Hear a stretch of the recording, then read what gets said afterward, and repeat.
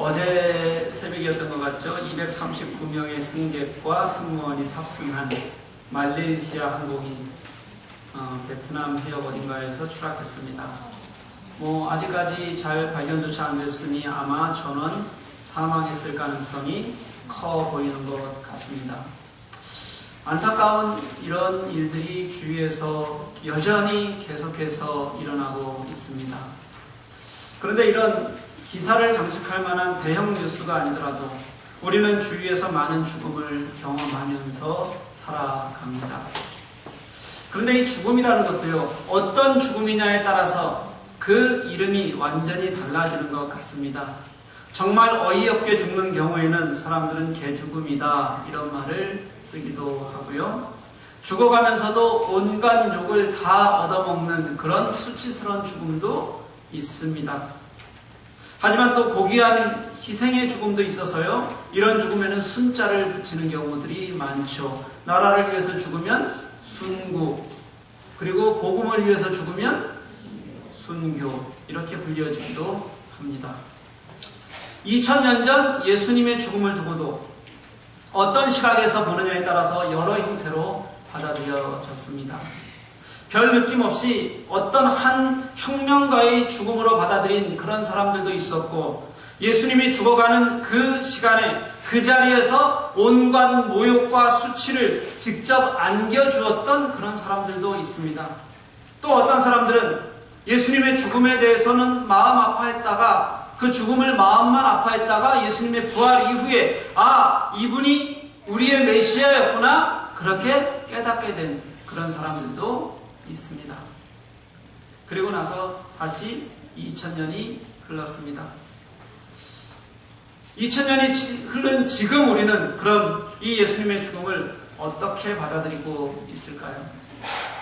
교회가 만약 예수 믿는 사람들의 모임인 것이 분명하다면 예수님의 고난과 죽음이 내게 어떤 의미인지, 나는 그 예수님의 죽음을 어떻게 살고 있는지 분명하게 여기에서 먼저 돌아봐야지만 이것이 저는 교회가 있는 이유일 거라고 그렇게 생각합니다.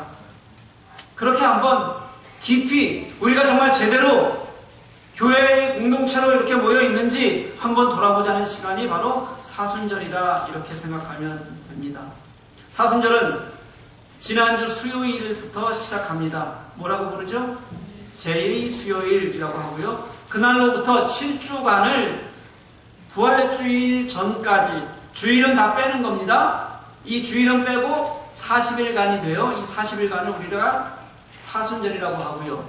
이 기간 동안을 예수님의 고난을 묵상하고 그리고 자신을 돌아보는 그런 삶으로 우리가 시간을 보내게 되는 겁니다. 여러분, 지난주에 카니발 파싱 있었던 거 아시나요? 네. 이 카니발이 사순절 때문에 생긴 거예요.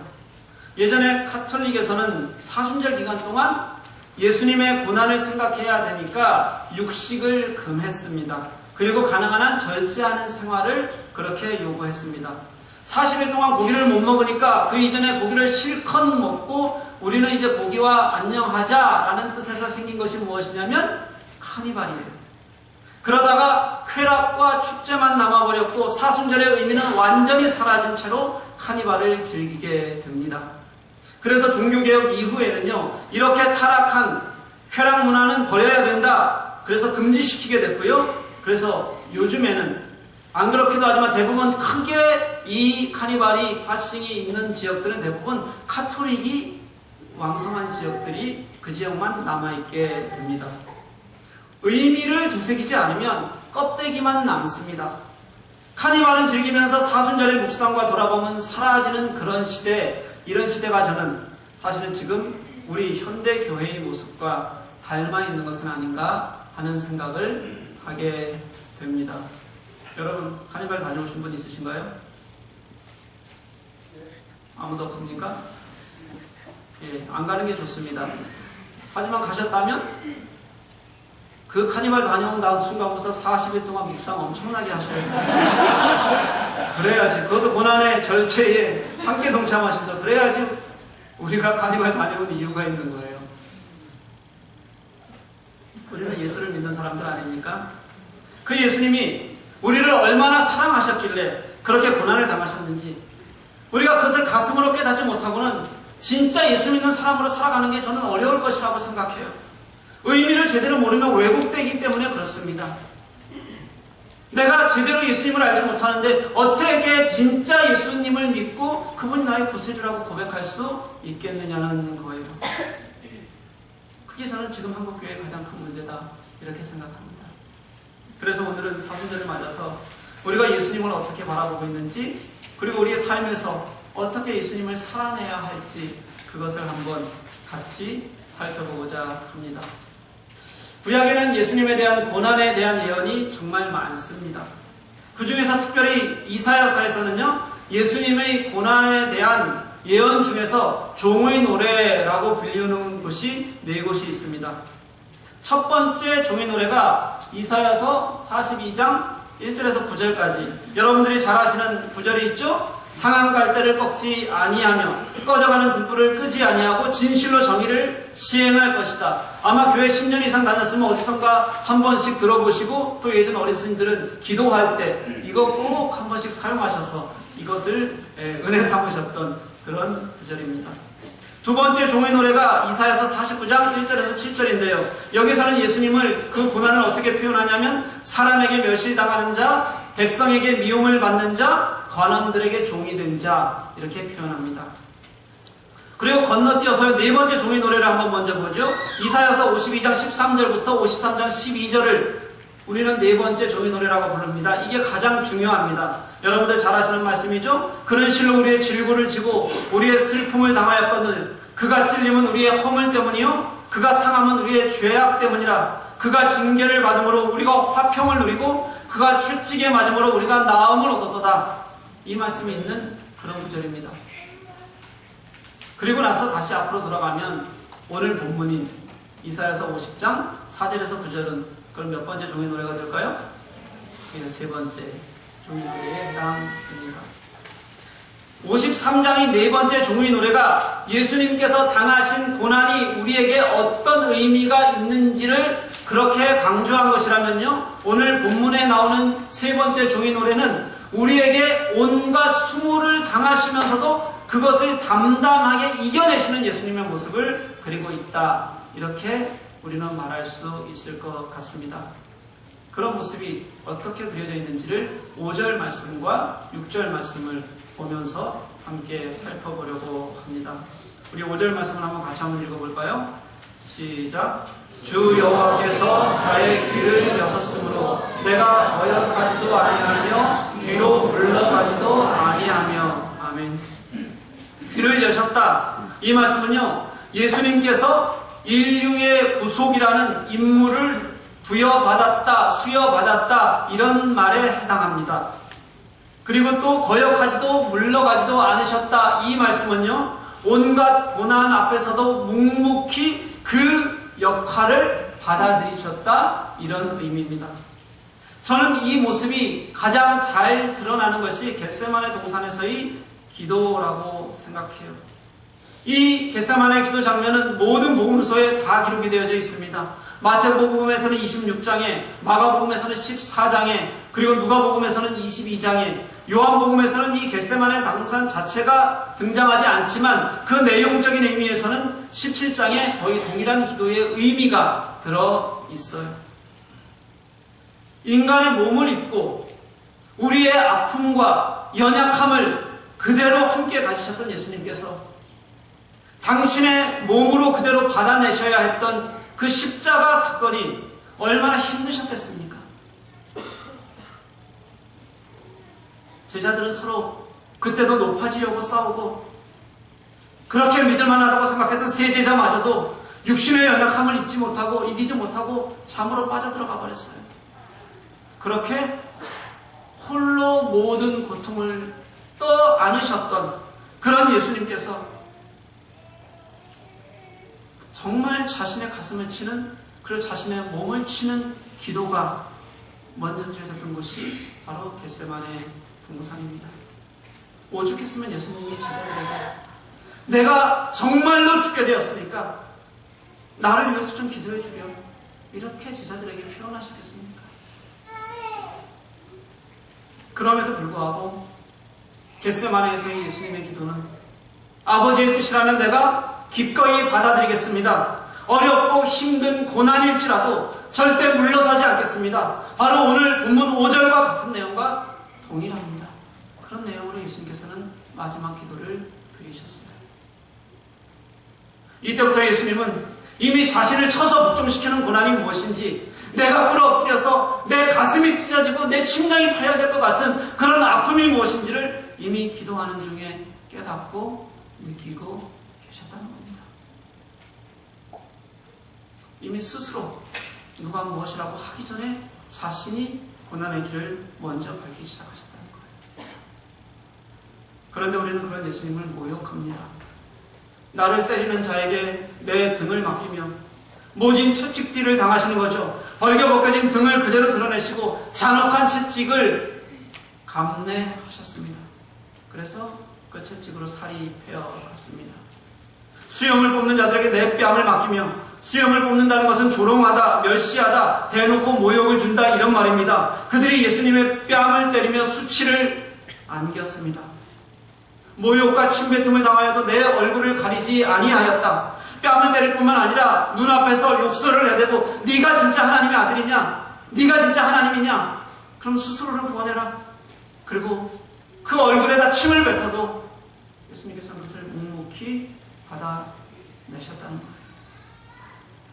예수님은 이 예언을 자신의 몸으로 받아내시고 그리고 성취하신 것입니다.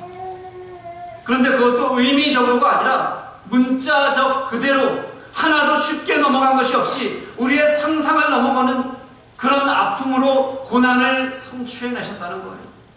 그리고 그 가해자가 바로 우리들이라는 것을, 나를 살리기 위해서 오신 그 하나님을 내가 조롱하고 내가 뺨을 치고 내가 그 얼굴에 침을 뱉었다는 것을 사실은 우리만 모르고 살아갑니다.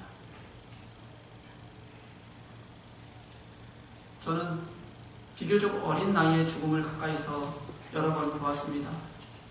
5학년 때 1살 많던 사촌형이 연탄가스 중독으로 죽었는데 그때 시신을 처음 봤어요.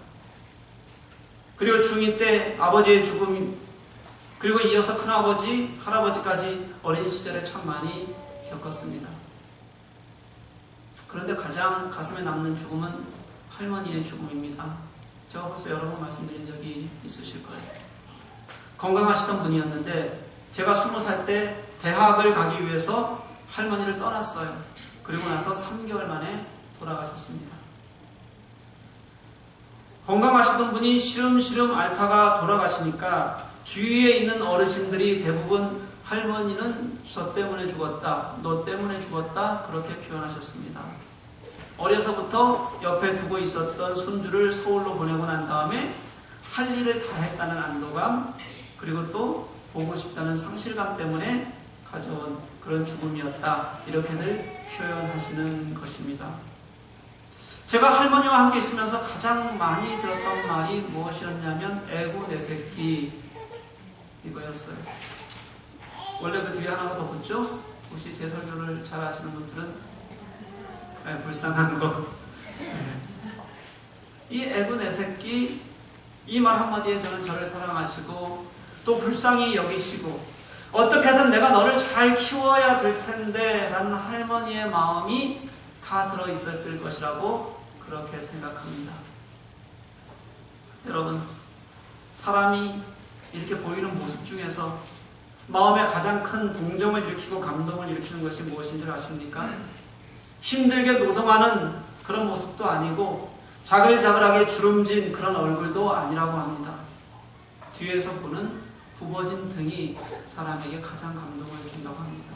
왜 그럴까 한번 생각해 봤습니다. 아마 감추고 싶어 하는 그런 마음이 있기 때문일 거라고 생각해요. 그 굽어진 등은 이렇게 말하는 것 같아요. 나는 괜찮아. 나는 힘들지 않아. 내가 너를 위해서 그렇게 애쓴 것 너는 몰라도 돼. 이런 마음을 고스란히 담고 있고, 그래서 그 힘들다는 것을 표현하지 않기 위해서 보이고 있는 것이 등이기 때문에 그 등에서는 자연스럽게 저는 우리를 향한, 그 사람을 향한 감동이 드러나는 것이라고 저는 그렇게 생각해요. 직접 말하지 않아도 그 등을 보면 마음이 녹는 겁니다. 언제나 씩씩하셨던 우리 할머니. 우리 할머니는 이렇게밖에 표현이 안 됩니다. 겁나 씩씩하셨어요. 오죽하셨으면 학교는 문턱에도 안 가본 분이 별명이 면장이고 박사였습니다.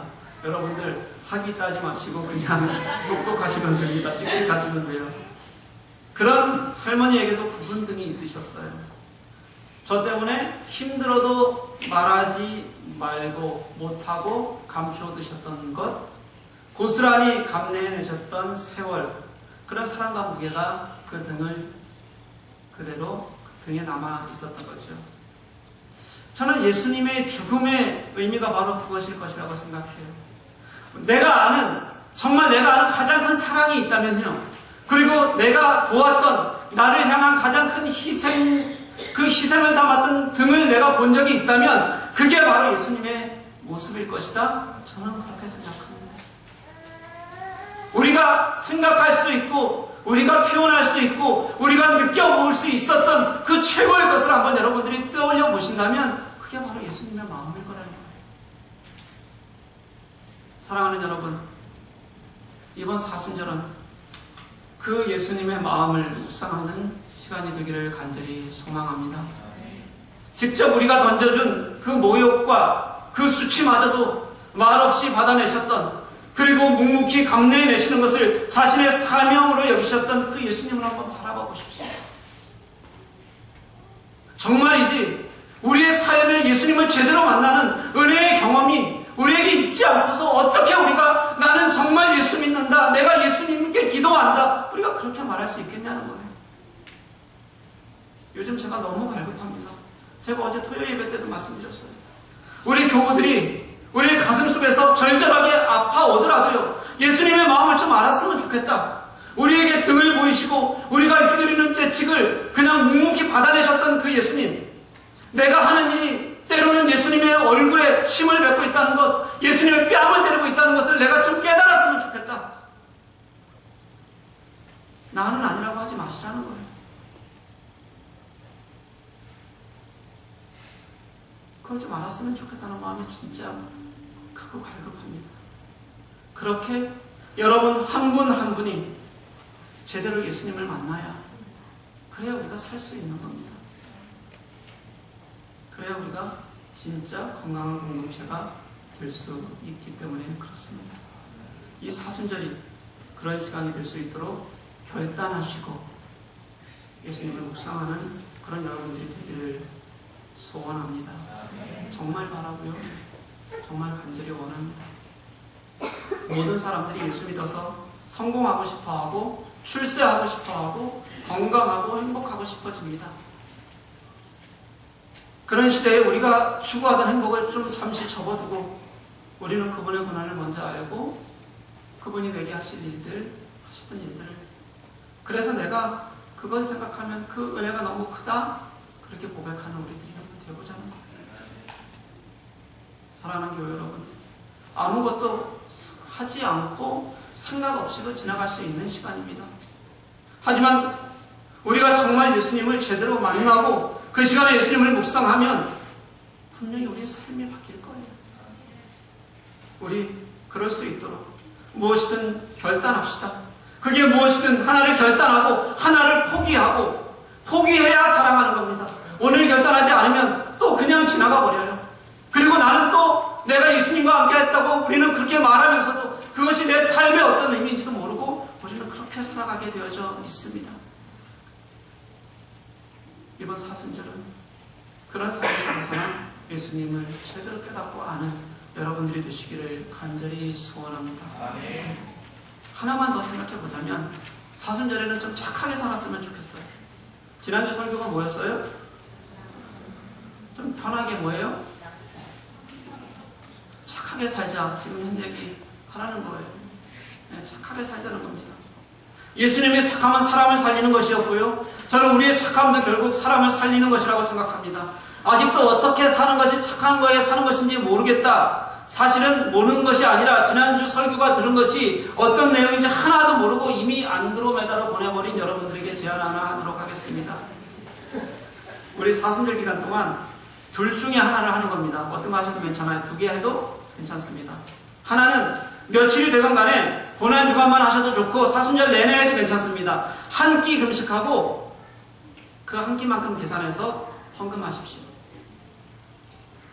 그리고 건강이 허락하지 않는 분들은 하지 마십시오. 예를 들어 당뇨가 있다거나 이런 분들은 괜히 금식하다가 힘들어 주시면 안 되니까 하지 마십시오. 그리고 다른 것 하나 더 할게요. 우리가 했다고 치고 헌금 한번 해보십시다.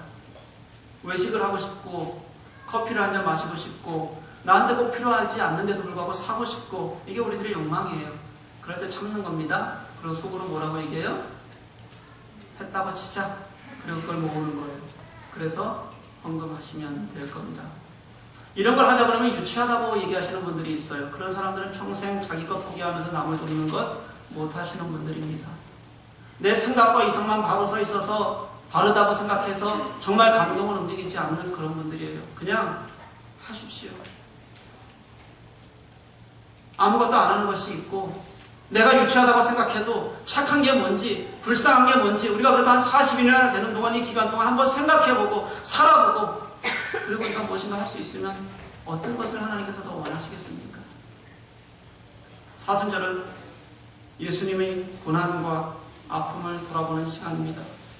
그러기 위해서 우리도 포기할 줄 알고 절제할 줄 아는 것이 분명히 필요합니다. 그 포기와 절제가 또 예수님이 그렇게 불쌍히 여기셨던 소외되고 어려운 이들에게 착한 손길이 될 수 있다면 또 얼마나 좋겠습니까?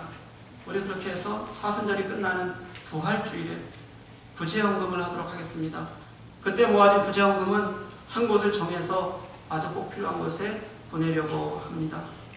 이러면요, 하지는 않고 불쌍한 마음도 없고 묵상도 하지 않고 꼭 부활절 감사헌금이나 11조를 쪼개시는 분이 있어요. 총회는 같습니다. 아무것도 하지 않고 쪼개서 명목을 늘리시는 분들이 있는데 그렇게 하자는 거 아닙니다. 우리가 예수님의 마음을 묵상하고 포기하고 그리고 좀 절제하고 그래서 나눠보면서 이게 얼마나 하나님께서 우리들의 삶을 통해서 하시고 싶어 하시는 일인지 좀 깨달아보자는 거예요. 그렇게 하나님을 바라보자는 겁니다. 사랑하는 교회 여러분, 이번 사순절은 의미 있게 보낼 수 있었으면 좋겠습니다. 예수님의 마음을, 우리가 그분의 고난을, 내가 그분에게 행했던 그 수치와 모욕을 회개하는 여러분들이 되시기를 간절히 소망합니다. 우리의 삶을 예수님께 다시 한번 집중시키고 그리고 내가 그와 함께 사는 기쁨이 무엇인지 은혜가 무엇인지 느끼는 여러분들이 되기를 소원합니다. 그리고 그 삶이 예수님이 불쌍히 여기시는 그래서 나 혼자만 사는 것이 아니라 공동체를 이루어 살게 하시고 사회를 이루어 살게 하시는 그들과 함께 우리가 착함을 나누고 실천해보는 그런 시간이 되기를 간절히 소망합니다. 그것을 위해서 여러분 조금 힘들더라도 결단하시고 포기하시고 은혜와 기대가 함께하는 그런 시간으로 채워가시는 우리 교회 교우들 되시기를 주님의 이름으로 간절히 축복합니다. 우리 함께 찬양하십시다. 십자가 그 사랑 멀리 떠나서